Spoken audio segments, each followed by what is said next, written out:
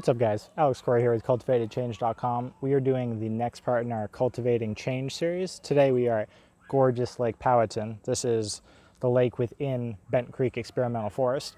I was going to film over on the beach there. There's a nice dock too, but there are a ton of families out, which is wonderful. It's a really hot day, but we're getting close to Labor Day weekend, and the campground that's around this place is screaming full, which is awesome. So hopefully the sound isn't too piercing, because those kids are really loud. This video, we're going to go over my non-negotiables for your health journey. I'll go over my top ones specifically, and I'm going to equate this to non-negotiables being the roots that hold a tree together, and the personalization and customization of a journey and a program being the leniency with which it sways in a storm. But those non-negotiables are the roots that anchor it in and prevent it from crashing and being destroyed in the first place.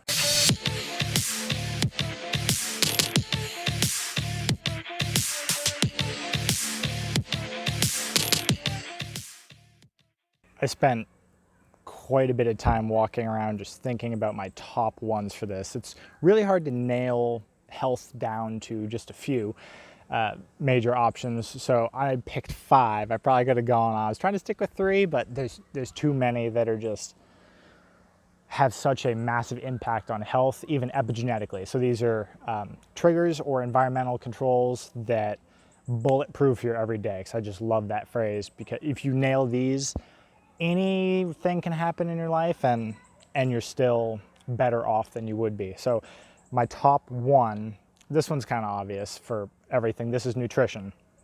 Nutrition is probably the easiest way to control your health immediately, drastically, radically.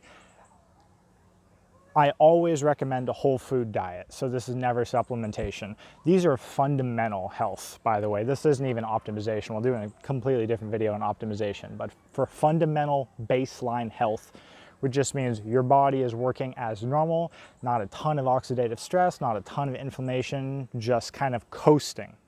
Nutrition is the most important part, in my view. If your nutrition is dialed in, everything else can be off a little bit and you're still okay. For me, since I'm doing primal aligned eating right now, this will be the first meal of the day I have. So if I'm designing a program, the first meal of the day, in my opinion, is the most important. It sets up the entire rest of your day. It kind of gives you a buffer against whatever else life will throw at you. So for me, it doesn't really matter if you're doing intermittent fasting or not, just the first meal you eat. So when you break your fast, if that's at 7 in the morning, if that's at noon, whatever, I will have a ton of fat, protein, and usually some fibrous vegetables for some antioxidants. So recently it's been eggs, avocado, and broccoli. And maybe I'll throw in some berries or something there just for extra antioxidant content. And I'll also have my minerals. Minerals are almost more important in my view than total caloric intake, just because they are so critical in hundreds and thousands of functions within your body. Your macros can be on point for whatever workout program, whatever health program you're doing. If you're missing minerals, you will notice immediately if you start twitching, if your muscles start cramping. And this is what I have a hard time with, because I run so hot and I'm so active. I just lose a lot of minerals and electrolytes, so I constantly have to put those back in. So breakfast is now high protein, high fat, little fibrous veg, and a lot of minerals. So that's either mineral water or electrolyte powder, something like that. It sets up the rest of the day. So if life gets away from you, or just things happen in your day, you can't eat when you had planned on it, you forgot to bring your meal, you didn't meal prep as far as you thought, whatever, any number of variables, you still have that large, high fat, high protein meal to prevent breakdown and to get you through. Usually if I try to eat at least 1,000 calories, that's just me, because my metabolism's so high.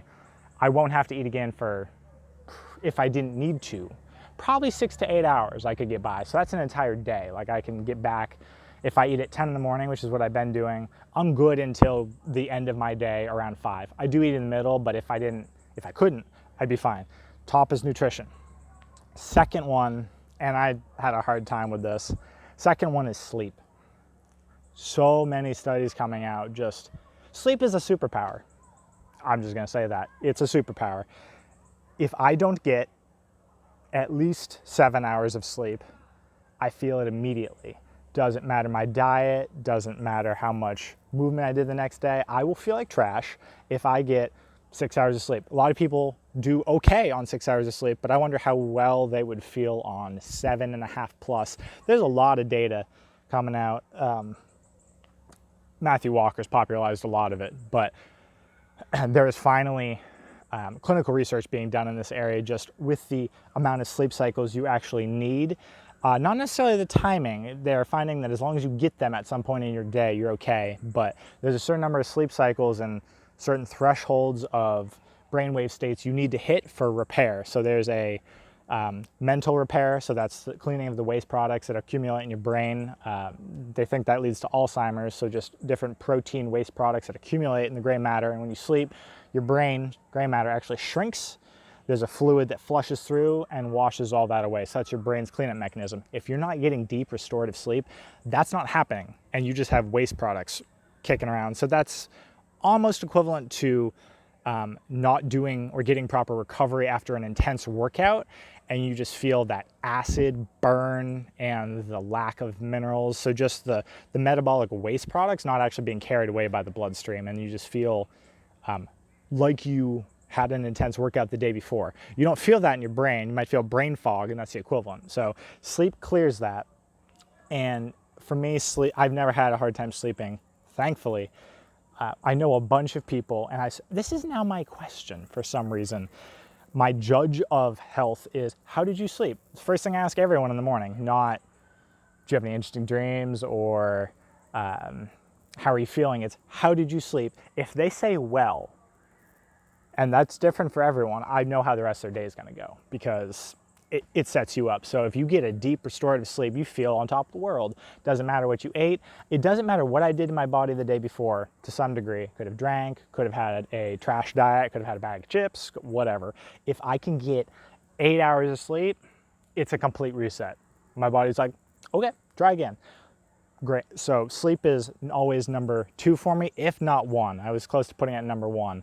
It's a whole lot like fasting, just it's a complete reset. So that one. My third one is, I had a hard time with this one too. I'm going to say movement. It's toss up between movement and nature. Movement meaning low level, everyday, just general movement. Giving your body a reason to fire. So that is walking. Walking is, the amount of research coming out of walking right now is amazing too. Walking after a meal improves digestion, improves metabolism. It actually makes your metabolism work. So if you're moving at a low level all the time, specifically low level, and by low level I mean below like 60% of your max heart rate. So easy way to calculate that. Thank you for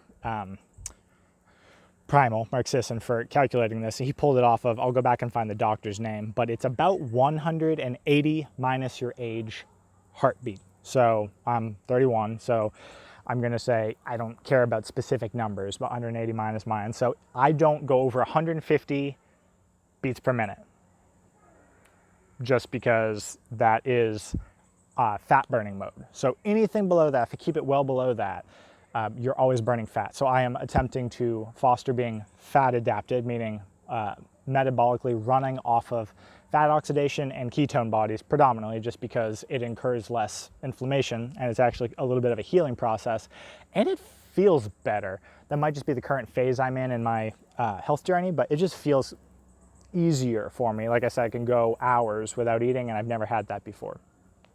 So we're gonna go with movement. And now resistance training is a big portion of that. So resistance training at least 2 times a week, and that's all out. That's like bringing yourself to failure. Not only improves your mental resilience or your physical resilience, but also your mental resilience, which is almost more important.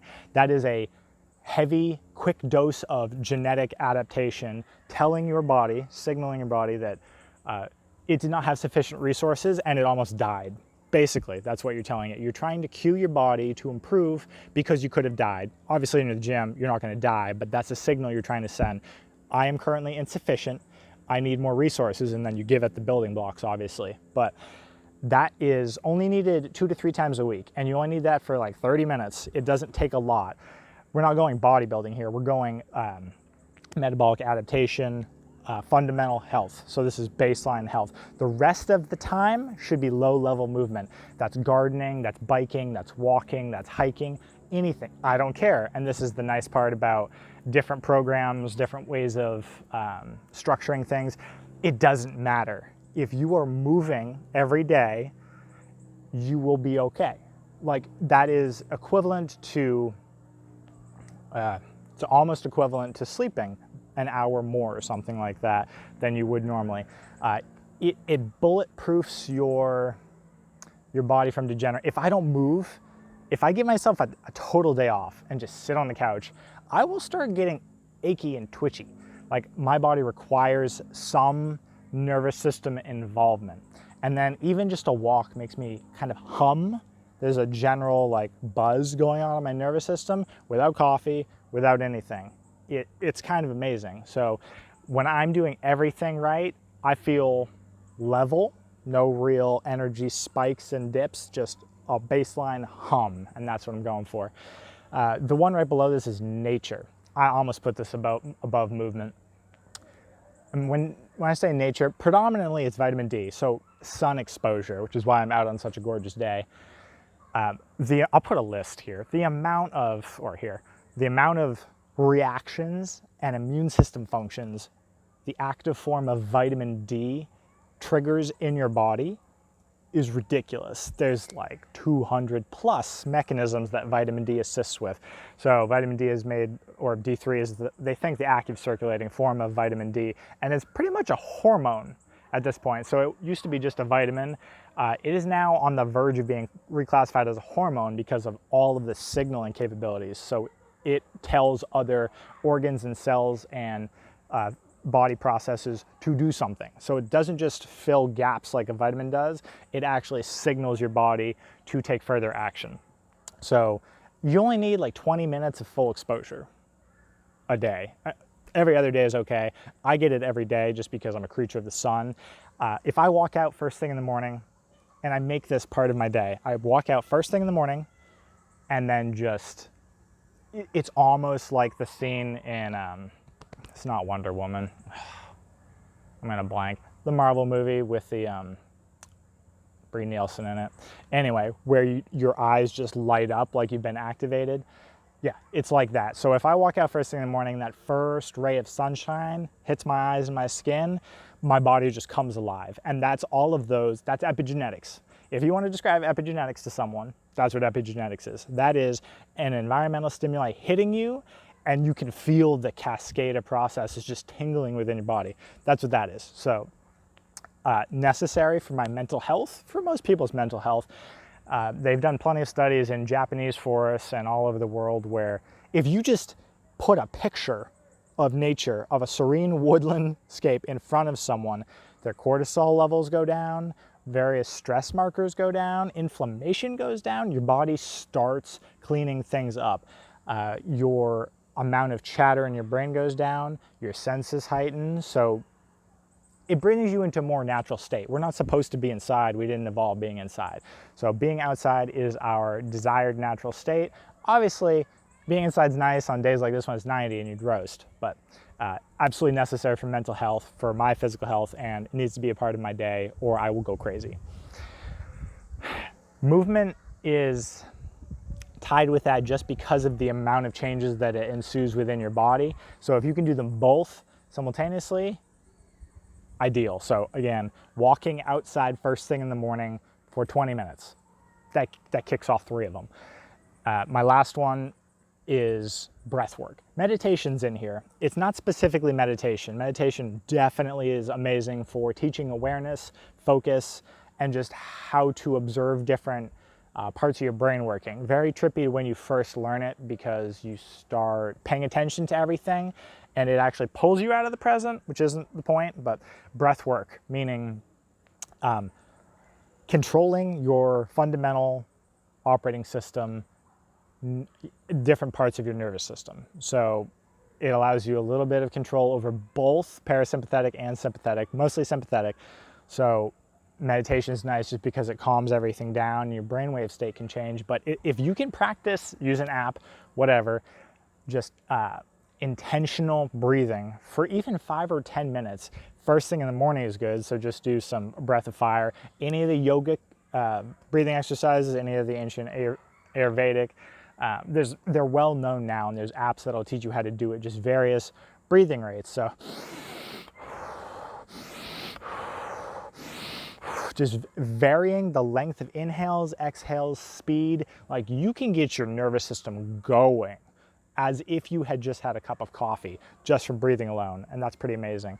And I think that's the point, is if you can do 4 or 5, if you even get 3 of those. So on a good day, if I can do good nutrition, some movement, get outside, success, great day. If I can do great sleep, those 3 I just listed, and good breath work, that's a phenomenal day. Like, I will feel refreshed, I will sleep well. It sets up your next day for success. And if you're training or performing for something, that's almost a necessity. So that should be your baseline. So we're gonna go for 30 minutes of exercise. 20 minutes is okay if you're doing like high intensity resistance stuff that cues enough processes that a slower 45-minute workout would. So 10-minute walks multiple times a day is wonderful. Get up as much as you can.